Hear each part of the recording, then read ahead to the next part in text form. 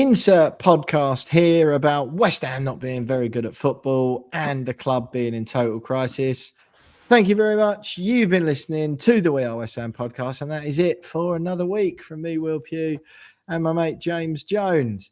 If only, James, it were that easy, but no, due to our ongoing, long-running commitment to all of our loyal listeners who've been with us for 7 years, I think, since you and I, the Will Pugh James Jones partnership, was first born in that radio station in Southwark. For all of that, we're still here every single week, James, talking about West Ham United.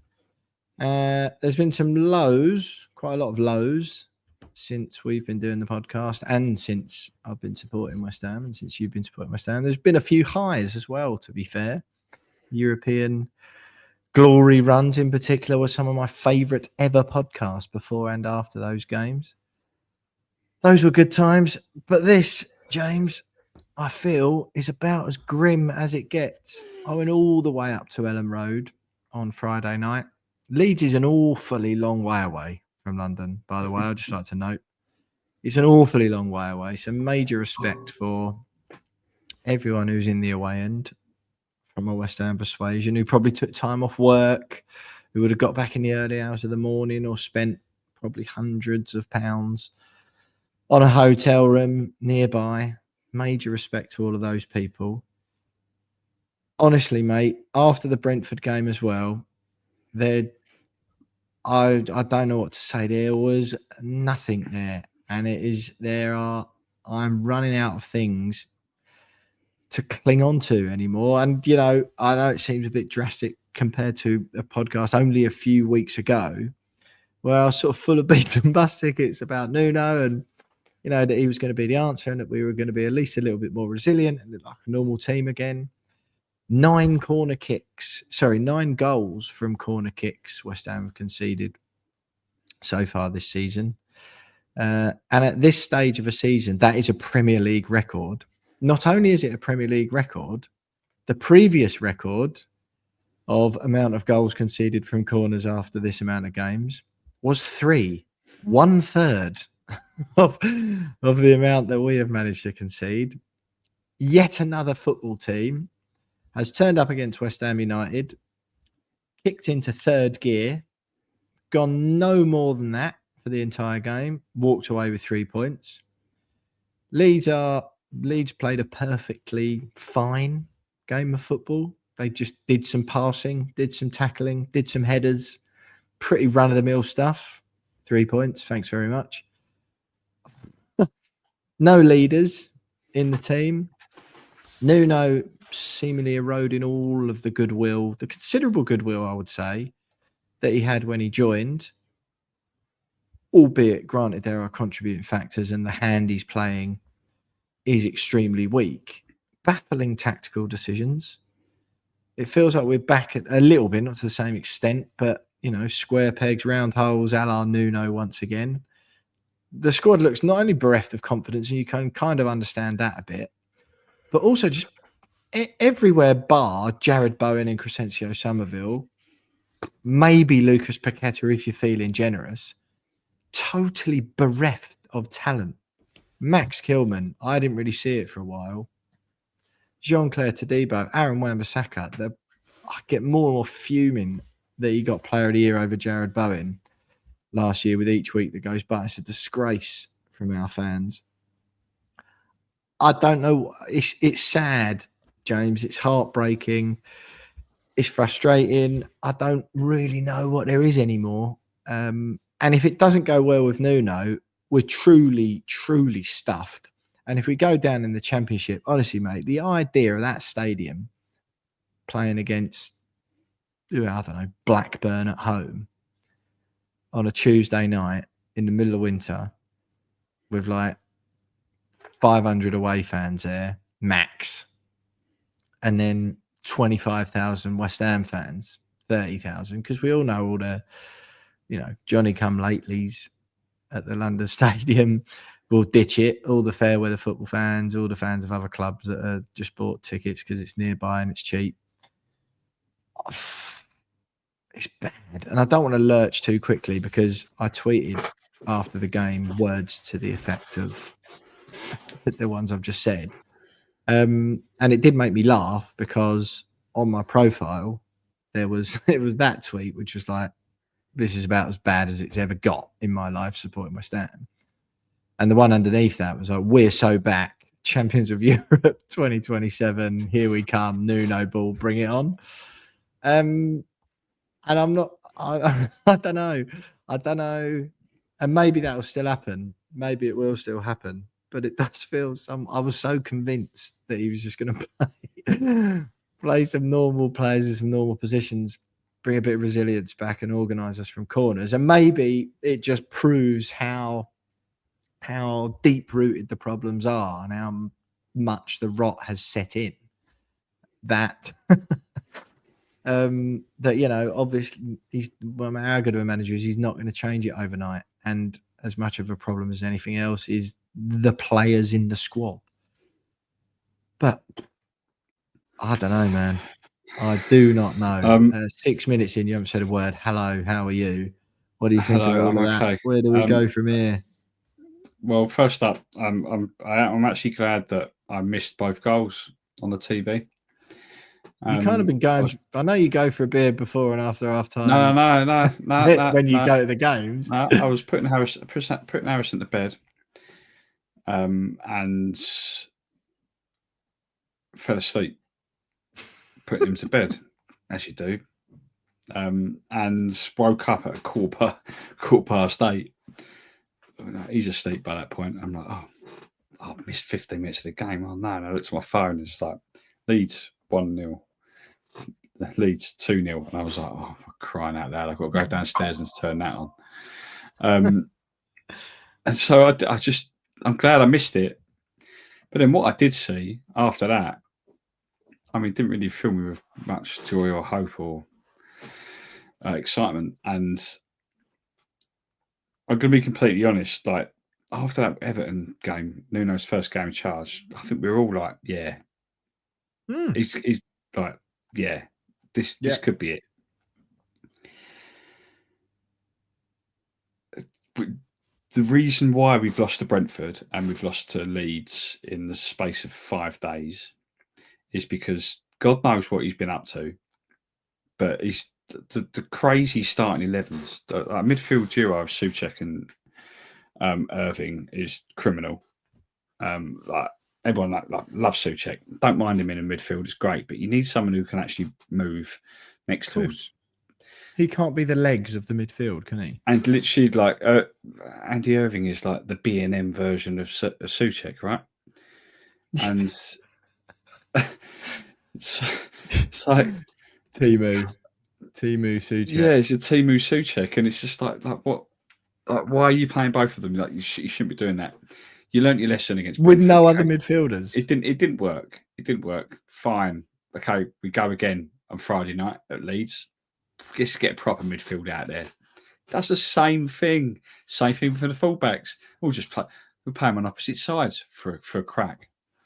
And it's alarming that he clearly experimented on Monday night. But my concern is that he didn't learn from that experiment, which clearly didn't work because we lost 2-0 at home to Brentford. And did it again 5 days later. And then we've lost again.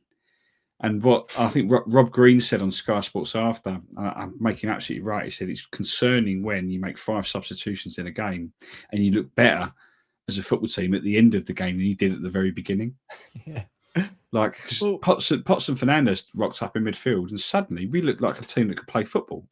But by then, it's too little, too late. Excuse me. Worth noting that our midfield. Excuse me. Sorry for all the coughing. Worth noting, James, our midfield in the 1-1 draw at Everton was Magassa, Fernandes, Somerville, Paqueta, Bowen. Magassa and Fernandes were on the bench. Like, Fulkrug was up front for the Everton game. Obviously, he's injured now, so he kind of sort of like fair enough. Diouf, Kilman, Mavropanos, Walker, Peters was the was the back line for Everton, Areola in goal. Of those players, Areola, Kilman, Bowen, Paqueta, and Somerville were the only players from that game. Oh, sorry, and Diouf, who started at Leeds. And Magassa, during the Everton game, clearly, objectively looked miles off it, the pace, right? Fitness-wise. Like, whether or not he's a good player or not, I think remains to be seen. He clearly needed several more weeks of intense fitness training because he looked absolutely exhausted early on in the game. So you can kind of understand if he's like, look, he's not ready for it yet. Let's wait till he's fit. Fernandez, he's looked like our only half decent player, like at times this season. And it's just not that I'm calling for Mavropanos to start by any stretch, but seriously, Jean-Claire Todibo, Wan-Bissaka and Kilman, those three next to each other, I honestly, I don't know. My concern, mate, there aren't words to describe how I feel about that and those three players and their performance at Leeds. Well, this is the thing: is like now, Todibo. There's a big concern with Todibo purely because like every time he's in possession of the ball, he looks like he's also out of possession of the ball. Like he just like whenever the ball comes to him, it's like he's already lost control of it and he hasn't even come to him yet. He just never looks comfortable in possession. Even though he's supposed to be this ball playing, mercurial player from the back, carried the ball out. He played for Barcelona, for crying out loud. Like the very team on this planet that is renowned for knowing how to be in possession of a football. And he played for them and he's rocked up at West Ham and he looks like Bambi. It's like, mate, what are you doing? Like, how is this man? I don't understand. But it doesn't say much about Bruno. Was it Ego Julio? Not Bruno, Ego Julio, that he can't even get in the team. So what? I mean, God knows what he's like. I think we all know what he's like because he couldn't catch Barry when he was playing for Fiorentina in the cup final. Should have taken him out, by the way. Didn't. Concerning. So we've got no centre backs at all. Minus centre backs. Yeah, I mean, we managed to have minus centre backs. Yeah, we managed. Yeah, we got -3 centre backs. I don't know. I'm concerned a lot, but I think a lot of the two defeats against Brentford and Leeds could have been avoided had Nuno just played an actual starting 11. It almost felt like he was experimenting and then went, yeah, well, that didn't work, but we'll try again. Because you never know against Leeds. It might work against Leeds. It might be an away tactic. We'll just do it away from home and see what happens. And it hasn't worked again. It's like, I don't know. So just quickly on the fullbacks, right? So for anyone who doesn't know, I present a show every Monday, a tactical review show through my work, Tactics Exposed, Sunsport YouTube channel if you fancy checking it out, alongside Dean Scoggins, right, who's an absolute tactical nerd, frankly. And we do a tactical analysis on the biggest game of the weekend of the Premier League. It's very good. I very enjoy it. And Dino looks at football in a very different way to I do. I'm a bit more, sort of obviously I understand tactics, but I'm a bit more blood and guts, and I like the passion and the emotion. Just kick it in the goal. A bit like that. Or just, I was like with David Moyes, just win. Like, I don't really care. I don't want to see us play Sam Allardyce ball again. But David Moyes wasn't like that. I understand tactical sort of, reasons for doing stuff. But I also don't care and didn't care if West Ham haven't had 30% possession in a game if they win, or if we score from corners like we did for a long time. They're now in vogue. Arsenal can't stop doing it. No one's moaning at Arsenal. Arsenal fans aren't moaning, going, oh, we don't win any, like our fans were. Oh, we don't win any games. We can't just rely on set pieces. It's like, well, no, that's a part of the game. It's like if you win a game on set pieces because it was even in open play, then it's better to be better at set pieces. Anyway, but Dino he's very, very, very clued up, very, very good. And I texted him at the weekend. I said, seriously, mate, just quickly, because this is one thing I don't quite understand. Why is Nuno Espirito Santo playing players, fullbacks, on opposite sides to what we have historically seen them? And he said it's when you play against teams whose wingers cut in onto their stronger foot.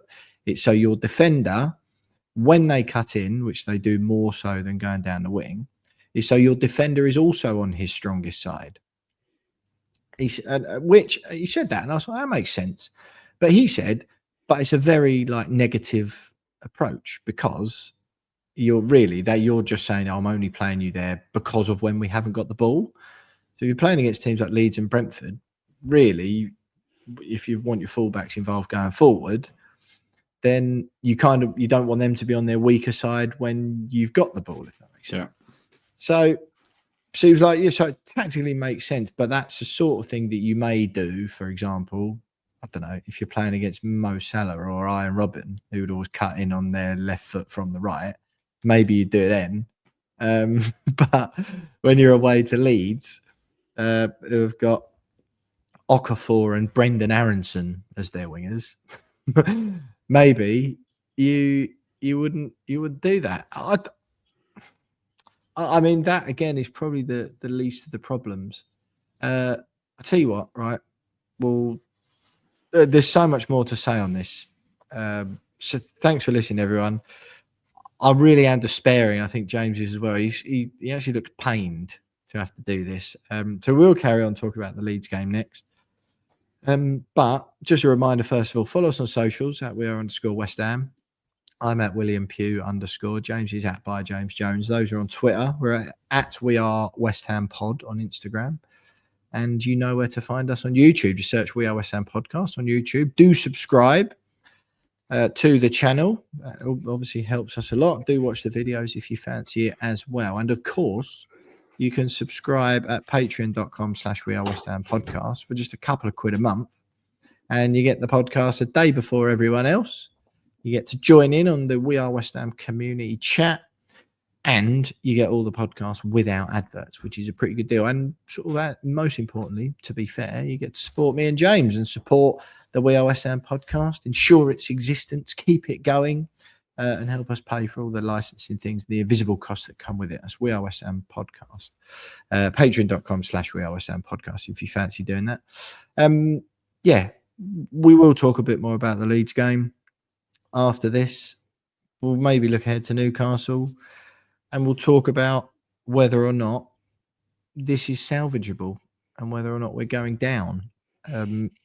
Spoiler alert, I think we are. Stay with us. James, I wanted to take a break then because I knew that this next point could take a very, very, very long time. Max Kilman cost in excess of £40 million for West Ham to sign. He's played under Nuno before. Obviously, Lopetegui brought him in. I didn't get it for a while. Lots of people were giving him grief. And I was like, I'm not so sure. Now, I mean, yeah, you can't unsee it now. His positioning or for the corner, excuse me, he's massive. And his one role there, clearly, because he wasn't marking anyone, is to attack the ball, right? So it's one of those styles. Your biggest headers go and attack the ball while other people do blocking or marking or whatever it is. It's a fairly common style, tactical approach to defending corners. The corner comes in.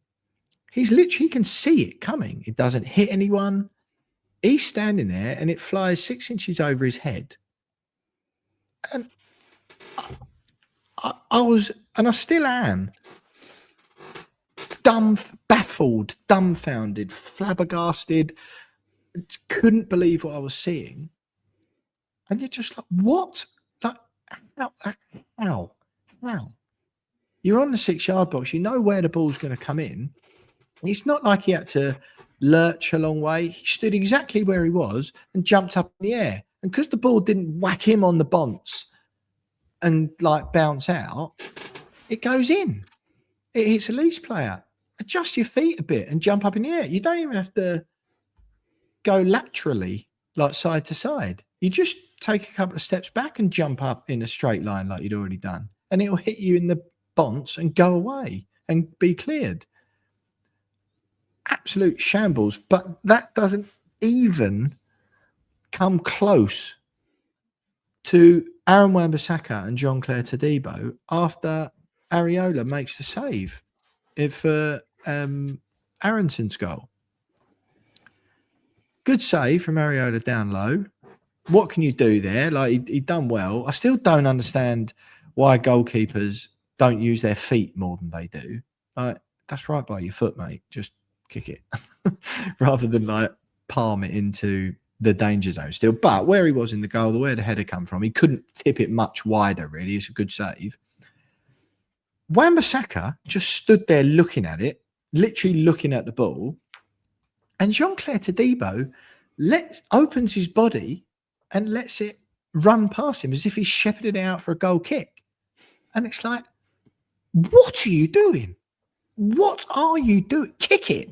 Kick it away. The goalie's made a good save. Kick it away. Why he's opening his body and trying to turn and let it roll past him, just sort of, again, half looking at it, while Wan-Bissaka just stares at it, flat-footed as anything. So the Leeds bloke goes, yeah, all right then. Honestly, I'd say about them being in third gear, opposition team don't have to do anything. It must be so easy to prepare for a game against West Ham. We'll just put 11 out there, lads. Stay roughly in your formation. Do a bit of passing, a bit of tackling. Don't worry though, because West Ham will serve you up at least one. They'll serve you up at least one goal, probably two, just from doing normal-ish football stuff. Honestly, mate. And the general attitude and body language, I'm not really one for this sort of rhetoric usually, but they just like look like they do not care. At the end, at the final whistle, right, Paqueta and Magassa straight down the tunnel. Leeds is flipping miles away. It was horrible, freezing cold night on a Friday. People are taking time off work. Go and clap them. I know it's not a lot. You don't have to make a big scene of it. Go and clap. It's insulting. It's a shambles. And there's just so many things, mate. And I was just stood there at the end, just really like, what has happened? What has happened to this football club since 18 months? It weren't even 18 months. It wasn't even 18 months. 13, 14 months ago, I think, at the end of that season when Dave Moyes left and then Lopetegui, just bad decision after bad decision, recruitment-wise. People just clearly not bothered at all. I genuinely believe that centre back, you need at least one of your centre backs to love defending. Like that's what he lives for. A la James Collins, a la Craig Dawson, a la Kurt Zouma to an extent as well. Just love getting his head on it. Winston Reid just put his head on the line. Clear balls, boot him up the field, even if you've been told not to boot the ball long. Just still boot the ball long if you have to. Like get in amongst it. And we haven't got that. Tadebo's more worried about what haircut he's going to have every single week. I lost count. I was counting the haircuts he's had. Max Kilman, 2. 3. And is he? Yeah, 3. Come on, mate. Okay, let's go through them because otherwise this might be the only bit of light in the podcast. So what's he had? The big afro. He's had the big afro. He's had the skinhead. Did he have like what, cornrows or something? Yeah, I think he did. Did he? Pretty sure he did. But anyway, doesn't matter, does it? No. That conversation was far more interesting than that was. Yeah, but yeah, it's like you got Max Kilman that I feel like he really sees himself as like this like top-notch ball playing centre half. He did have the dreads. Yeah, you're right. Sorry, you've just googled it. Yeah, loves to get on the ball. Max Kilman wants to get on the ball, and like I think that's all born out of the fact that in his first or second game in playing for West Ham at Selhurst Park against Crystal Palace. He got hold of the ball, ran out into midfield, played the ball into Bowen, and Bowen scores. And suddenly he's got an assist as a centre back, and it's like, oh, I'm a ball playing centre half all of a sudden. £40 million. But actually, just want him to get his head on it. Don't care if he can pass the ball, mate. Just defend. And we haven't had a defender in our back four or back five or wherever we're playing that just clearly just loves defending. It just lives and dies by just clearing the ball for a long, long time. And I think that's the problem we've got, is that like Todibo just isn't interested. Kilman sees himself as a very different type of defender. And that's why we're conceding so many goals from set pieces, because neither of them just are willing to put their head on the line. Neither of them will go and put everything into clearing the ball. Like, it's not in their DNA. That's just not the type of defenders they are. And that's where we are. That's what we've been left with. So yeah, I don't know how either of them. I mean, I was willing to give Kilman the benefit of the doubt last year, but this year, some of the things he's been doing, just, mate, come on. Like Todibo, like I said earlier, like the guy looks like Bambi on ice. Terrible footballer. Who's our best back four, James? And this, you know why I'm asking you that? Because petrifyingly, I think Mavropanos might be in it. Well, this is the thing. It's just Mavropanos, like he's prone to a brain fart, but yeah, imperious for 89 minutes. He's good for a lot of the time. He just has 1 minute of just madness where he almost only gives away one goal a game. Yeah, like, but even if he doesn't give away a goal a game, he comes close to giving away a goal a game. Yeah, he tries his best. It's like an element of danger around his personality a little bit. It's like, what? So I think, I mean, he's injured, isn't he? So I'm probably not going to see him ever again. Still haven't forgiven him for not celebrating away at Arsenal. But yeah. I'd like to see him. I'd like to see Mavropanos in there over Todibo. I'd have him alongside Kilman, because I think Mavropanos is. I'm not sure, man. Yeah, what is it? What, Igor, Julio, and Mavropanos at the back? Like, come on. Like, at least Mavropanos, like he looks like he's a little bit more bothered about defending than the other two. It's that Igor Julio is such a pathetic signing, isn't it? As in, like, it's so funny that was the thing that stopped Gahey going to Liverpool. Yeah. But it's like, it's so pathetic. We're so in need of a defender, and he's obviously. It was like no one had heard of him, but even they've been playing the Prem for quite a while. It's just so pathetic. Well, the only reason why West Ham fans have heard of him is because every West Ham fan's like, well, that's the geezer that should have took Bowen out when he ran for clear on goal in the 91st minute of the cup final. But he didn't. And immediately I'm like, when you got a defender that just has no decision-making skills, what we're doing here? Like, why have we got him on loan? Like, what's the point of him being at West Ham? What's the point of all of it? So, but then I don't know. I think maybe Kilman and Mavropanos is probably our best centre back partnerships, because at least Mavropanos looks like, and very often looks like, he does enjoy defending. I don't know, man. He doesn't see himself with his ball playing centre back, but you just said he does. Mavropanos? No, I didn't. Kilman. Oh, yeah. Sorry, I thought you were talking about Kilman. Mavropanos, you expect him to get his head on it. I mean, he doesn't do it very often, but at least he tries. No, I agree. And he, like we've already said, he will put a foot wrong every game, but it's only very, very briefly.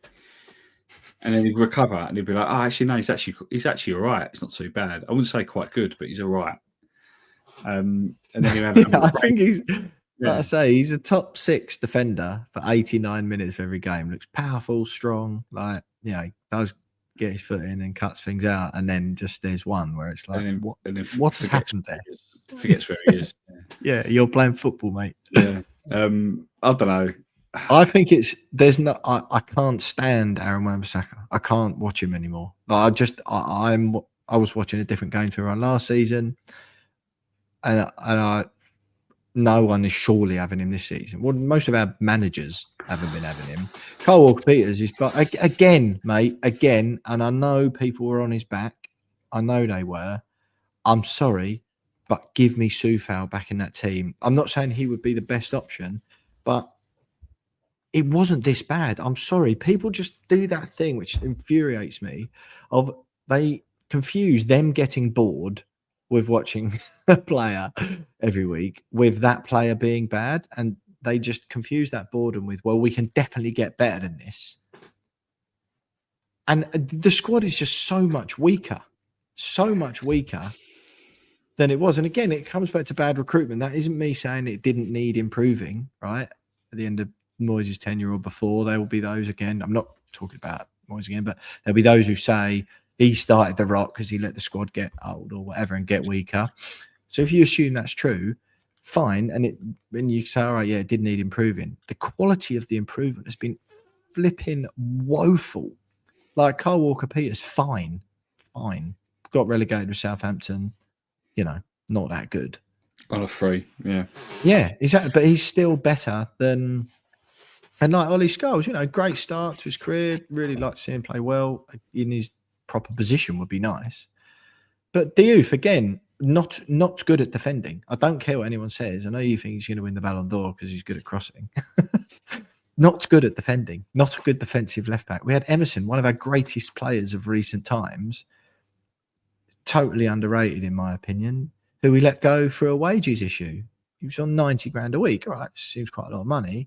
The bloke's won the Champions League and the Europa League and the Conference League, and that was mustard.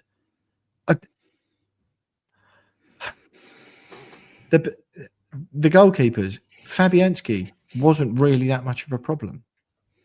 Put Areola in, hasn't improved since he got the number one spot. Now sort of, I know he's old or whatever, treated him badly. It's like, he's fine. Like, keep him on. When he clearly his performances start dipping because of his age, fine. Until that stage, keep him and wait till that happens. Hermanson, what do we spend on him? 10 million or something? 20 million. Yeah, I think our best starting five, right, is Areola, Walker-Peters, Mavropanos. I really can't pick between Kilman and Todibo. Like, I really cannot pick. So I'm going to say Igor Julio, even though I've never seen him kick a ball in my life. And then probably Ollie Scholes, who, again, this is not a negative about him at all, but he's a young, unproven player, still making his way in the game. He's had some really good performances, promising performances, West Ham, and I'm butting for him, and I hope he does well. But that shouldn't be the case when you've let a left back with the pedigree of Emerson go to Marseille, by the way, as well. Not to, to a decent side. He hasn't gone off to Saudi or gone to play in the Championship. He's gone to play for one of France's best teams. I don't know, mate. I don't know. And I sort of, obviously the thing with Nuno's confusing. And I listened to him after the game talking about, I think he was asked if the challenge is as big as he realised. And you could just see, he's just like, God knows. I don't know what to do. I don't know. At the same time, maybe it is a bit, but probably the challenge is a little bit more than he expected. But you've got to rope yourself, though, Nuno. And okay. Souček and Irving. I accept that Monday night maybe was a bit of an experiment, and he was probably, I think we said it last week, he was probably willing to give game time to the players that had been working with most over the international break. Yeah. But then to see how that game panned out, to then do it 4 days later, again, in another must-win game, and then after making 5 substitutions, ending the game with a much stronger, more resilient, more potent 11. And when I say potent, I mean that very, very lightly. I mean, we still didn't really create a great deal, but at least we looked like we did score at least. Yeah. We did score, but at least we looked like we were intending to try and create a chance. Yeah, like we would actually like to score. Yeah, Freddie Potts comes on and just immediately just calms the midfield. The midfield's calm. He's just played 4 games in his entire career, and immediately Immediately, our midfield looks like class, brilliant. Mm. Matheus Fernandes running about, getting himself stuck in, gets a goal. Great. Right, you want these youngsters in there, they're hungry for it. And you play Tom Souček and Andy Irving from the start, 2 games in a row, 5 days apart. And then you're scratching your head going, oh, this is actually quite a tough job, isn't it? It's not. It's not a tough job. The players are there. Like, the players are there. You're not help yourself, no. I don't get it. I don't understand like why he hasn't learned from that mistake on Monday night. Monday night was shambles. Friday night started off shambolic, but ended actually with a little bit of hope and a little bit of promise. We could have potentially nicked a point at the end there. I thought we were gonna, and I thought if we nick a point, it's one of the biggest robberies in Premier League history. Yeah, because we've been terrible for 88 minutes. It's been woeful. A letter to Leeds, and let's have it right. Leeds weren't great, but at least they actually they looked organised for professional. Yeah. And if we'd have nicked it, they'd been like, well, that's terrible. But it's also telling that we've nicked it at the end, having made all of those substitutions when those players should have started from the very beginning. Why has he not learned that lesson? That concerns me about it, first and foremost. There's no way. Look, the Andy Irving thing's funny, right? When he was a cult hero and all that. You just can't play Thomas Souček.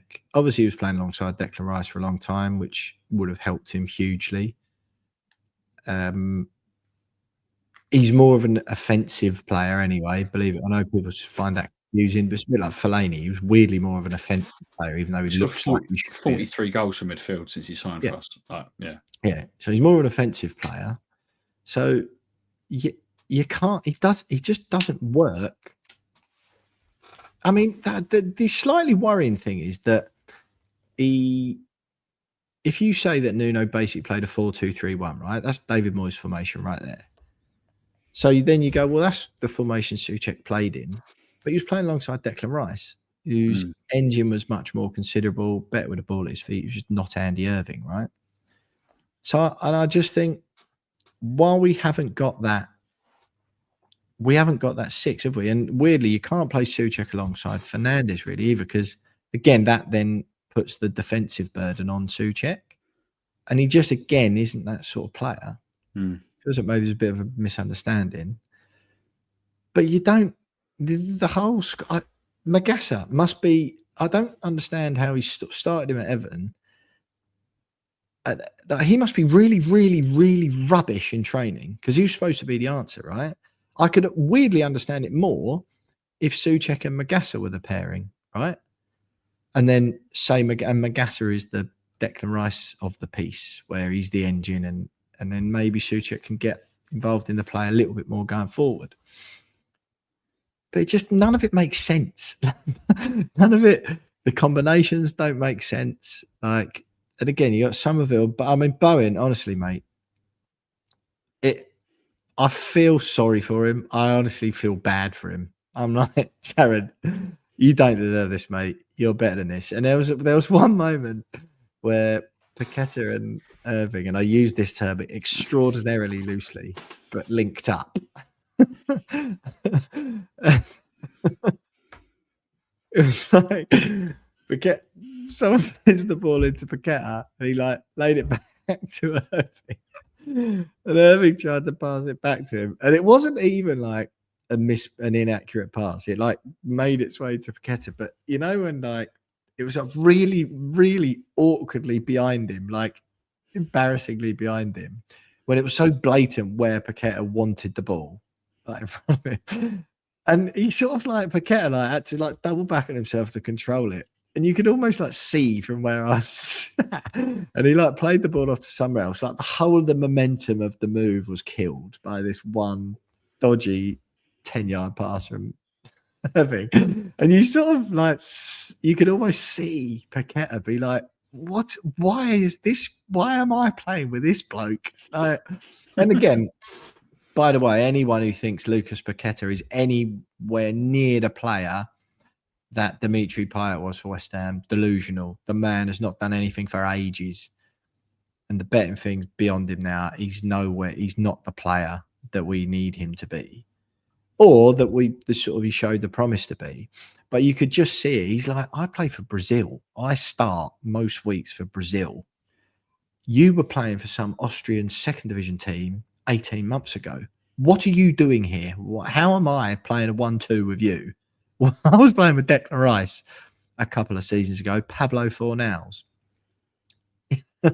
Bowen's over there. When I give Bowen the ball, he does something with it. His control is magic. He zips it past someone, can go both ways, will put a cross in or have a shot at goal. What am I doing playing a 1-2 with you?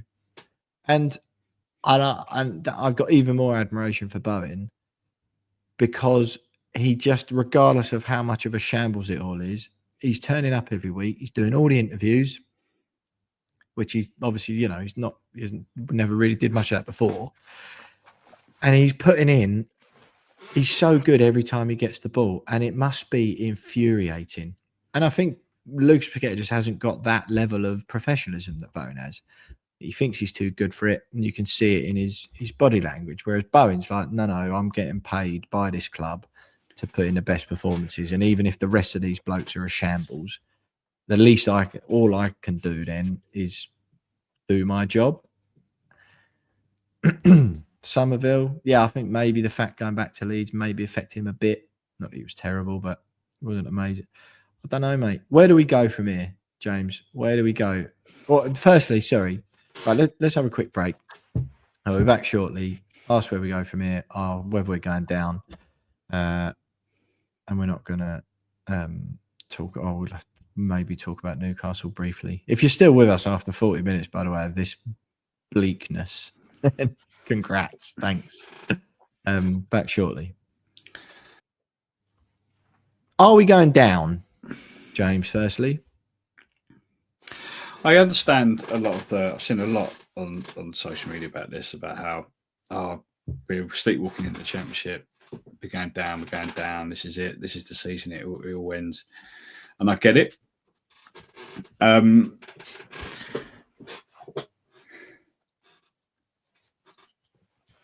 at this current stage, I wouldn't be surprised if we did, because it doesn't look good. Doesn't fill me with a great deal of confidence. I think if Nuno continues with this mad experiment with random midfield combinations and fullbacks on the wrong side, then yes, I think we are. But if he eventually learns from his mistakes and actually starts playing players in the right position, then I think we've got a chance. And I think it all rests on January. And that's a problem because we're rubbish at recruiting footballers and we need good footballers. And we don't have any money. And I think that there is a problem there because Nuno would have walked in and gone, right, well, I know I'm inheriting, but I could really do with a striker that can stay fit. I could definitely do with a more mobile midfielder because currently I'm relying on two 18-year-olds who I don't really want to be playing every week in Fernandes and Potts. And clearly he hasn't done that. And I need a centre-back because all my centre-backs are rubbish. Can the club afford that in one window in the middle of a season? I don't think they can. I don't think the club can. So it's all going to have to rely on Nuno's tactical acumen to make it work. And so far, he's shown none of that, barring the first game against Everton. And again, Arsenal wasn't like a shambles. We looked like it wasn't. No, like, this is the most baffling thing, mate. It's like you draw 1-0 away at Everton in your first game, and it's a good performance, far better than what we'd experienced on the Grand Party. And you go, okay, fine, but brilliant. This is good. If this is the start, what could the end be like? Right? He's only been in the club 24 hours, 48 hours. This is great. You go to Arsenal and only lose 2-0. Yes, you don't have a shot on target, but not many teams will have a shot on target at the Emirates this season. So you go, all right, fair enough. It's a free hit. Oh, look at the next two games. Brentford and Leeds. What a touch. And then he just throws them. And that's why I'm concerned. It's like, what have you done? Like all that hard work you've done at Everton and Arsenal, and then you've played the two games where out of those 4 games, you expect to get 6 points, and you throw them. That's why I'm a little bit like, well, maybe this is the season we do eventually just fall out of it. Because I just don't. When you've got a manager that's doing that, and I'm not writing him off, and I said last week, if there's a manager that gets out of it, it's him. But part of me's like, I don't know. I don't know anymore. I don't know. I don't. For me, it all rests on the starting 11 he picks for Newcastle. If Irving's anywhere near the squad, then I'm going to be a bit like, well, I'm not sure. He'd be on the bench, wouldn't he? But I love Andy Irving. I think he's. It's basically just a funny story, though, and Yeah, we don't need funny stories at the moment. And right, it's not his fault, right? No, God, no. Not his fault. The bloke was signed for West Ham, and there was absolutely no intention that he'd ever put on a West Ham shirt. Because it's all to do with the parent club agreement with this Austrian club. And then he rocks up for pre-season under Lopetegui falls in love with him a little bit and goes, "Yeah, I'm going to give him a go." Scores a scream against Dagenham Redbridge in pre-season, and everyone goes, "Right, this is the future." And it hasn't worked, and he's just not up to the level, and that's not his fault. He must be living a dream, and fair play to him, but he's not a Premier League footballer.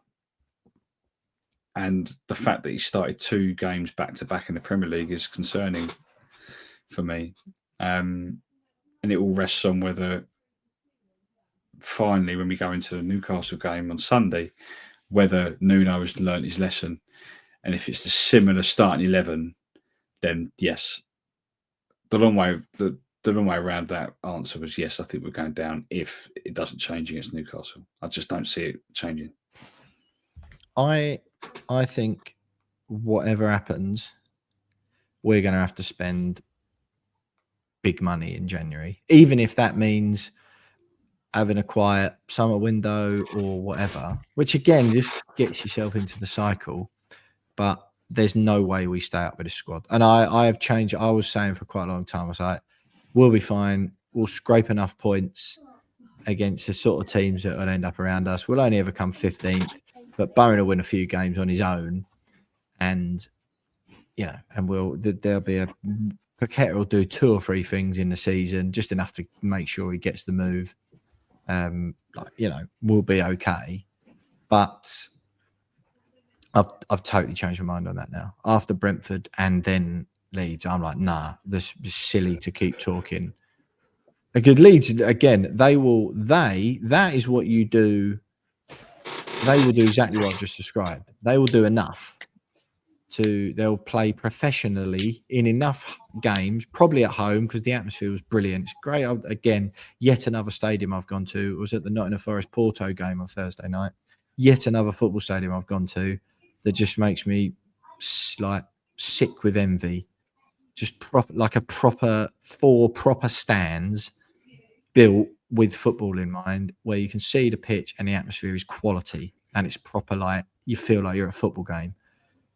I need to stop going to other proper football grounds because it emphasises how crap watching it at London Stadium is.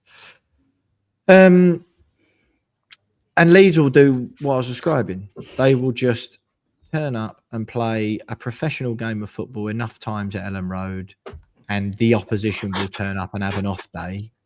And they'll, I don't know if they'll beat teams like us, and they'll.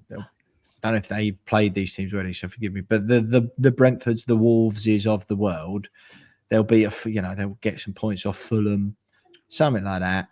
A few at home, and they'll just do enough to come 15th or 16th. Burnley, I think they look really resilient. I feel like they might fall off it a bit, but there's absolutely nothing in my mind that if someone said to me now, "Oh yeah, West Ham and Wolves +1 go down this season," so yeah, I can see that. Brentford, I think they'll be there or thereabouts, but we've been so far second best against those 2 teams in the last week. I'm like, nah, I can't just say that anymore. Bowen can't do it on his own. It's too much for him to do. It doesn't. We go into every game looking like we'll give away 2 goals, which is what we did against Leeds. They didn't have to do anything for them. So I think Sullivan, as is his way, and we literally are. I mean, you can just the cycle is so predictable and just repeating again. He'll have no choice but to go in January. The reports and all the news stories coming out this week is Sullivan briefing that we're going to back Nuno. We don't want to be in the position Forest were with Ange. And I don't think they've got any choice. They have to. The squad is rubbish. It's awful. Pants. Naff. Terrible. He's got no choice. And I think it will be that. I think it will be, right, we're going to a bit of sort of, forgive the swear word, but shit or bust in January, because it doesn't, there's no, and then maybe not spend in the summer for PSR and all that sort of stuff. Yeah, woeful, mate.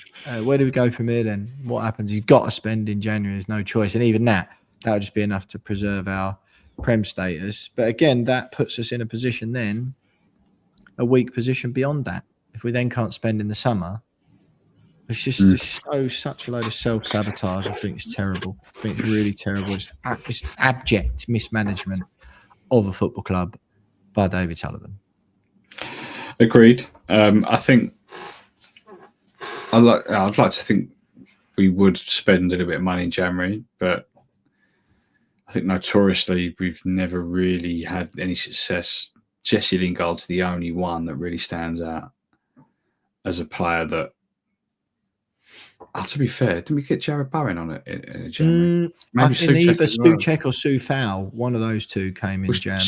Souček and Bowen signed in the same January under Moyes.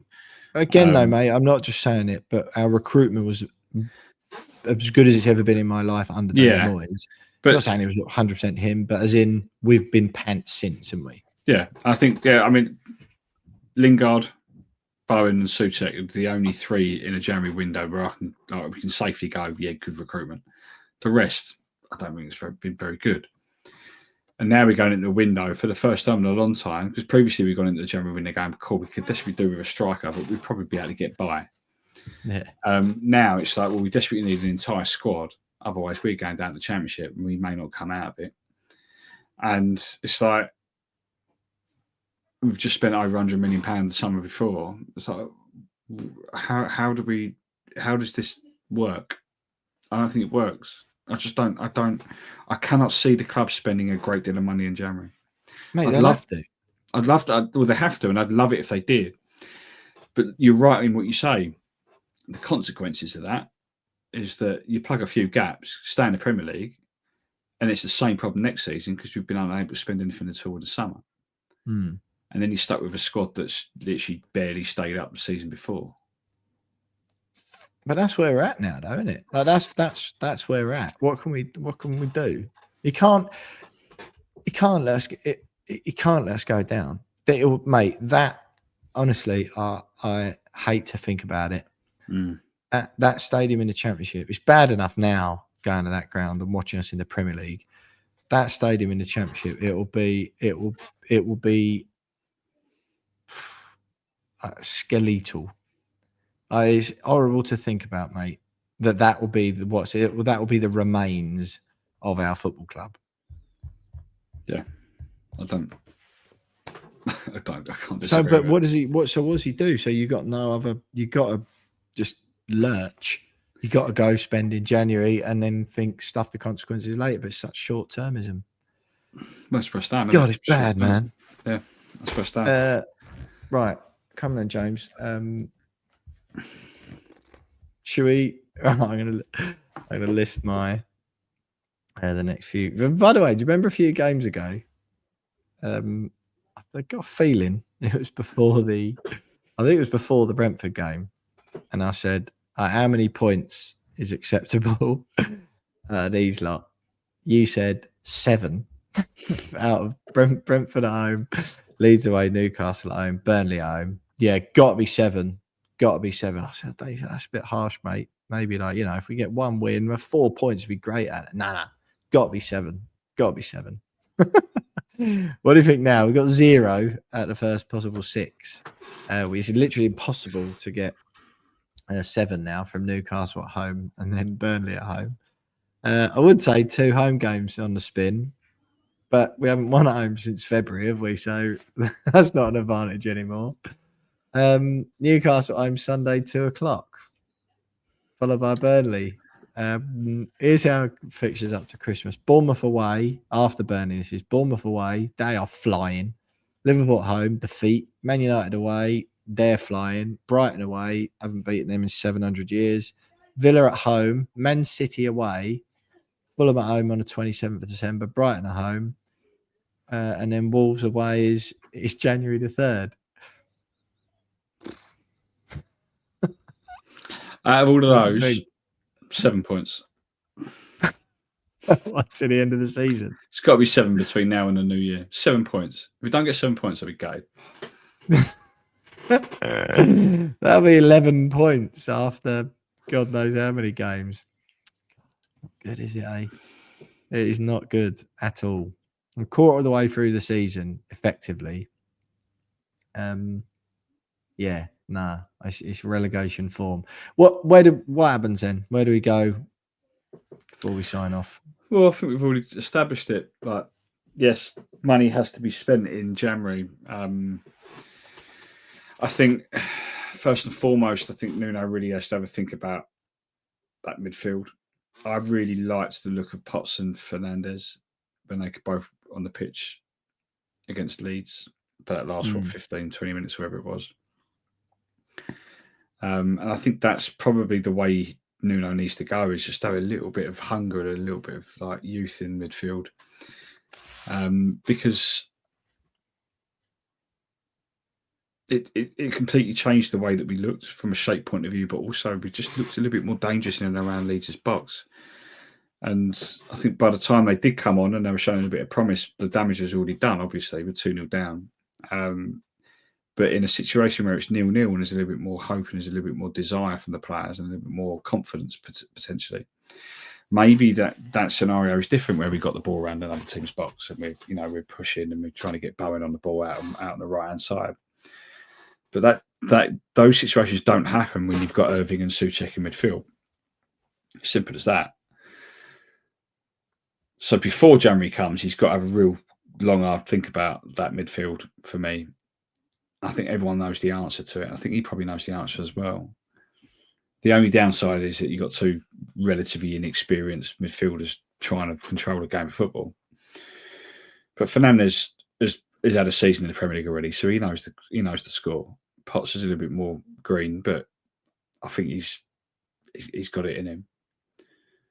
But then beyond that, yeah, we've got to spend money, and I don't see us filling all the gaps in January adequately as well. You can buy anyone. Go, I've just bought midfielder. Great. But is he good enough?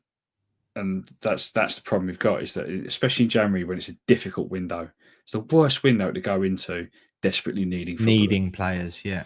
And that's what we're going to be going into in several positions, and that's my concern. Right, here we go then, James. Patreon.com/WeAreWestHam podcast. Less than £4 a month. You get the podcast a day before everyone else. God knows why you'd want them, especially this one. And they don't have any adverts in them. You also get to chip into the We Are West Ham community group chat. I posted a photo from my seat at Ellen Road at 11:30 on the night of the game. We're going down so bleak.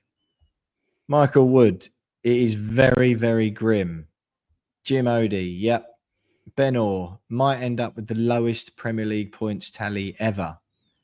Paul, trying to see the lighter side of things. We'll be fine. Will and James will do a 1,000% positive post this week. Nuno will find the right formation and will make a late challenge for Europe. P.S. Whiskey is nice. Ben Orr. Will, positive, must have been listening to a different podcast. All right, Ben, what have I got to be positive about?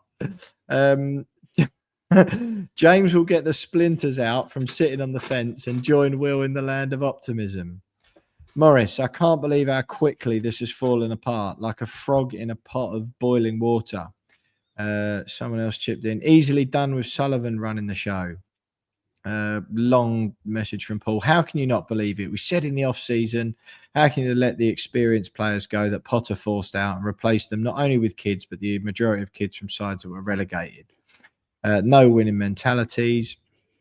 Potter was the weakest, most pathetic manager in our club's history.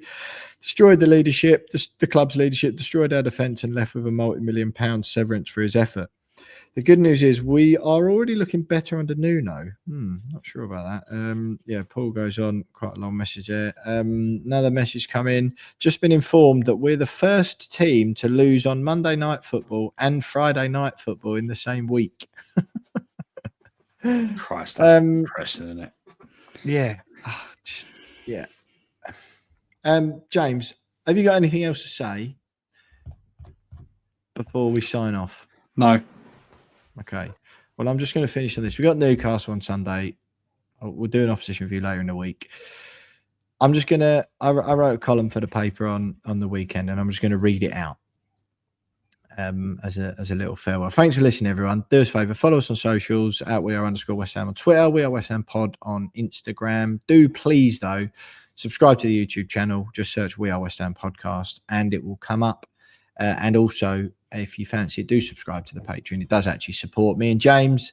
And yeah, we'd like to think that it's a reasonably good deal for what you get. Just a couple of quid a month. It really helps us out. Patreon.com/We Are West Ham Podcast. Get all the podcasts a day early, and there's no adverts in it. So if you do fancy joining, that would be great.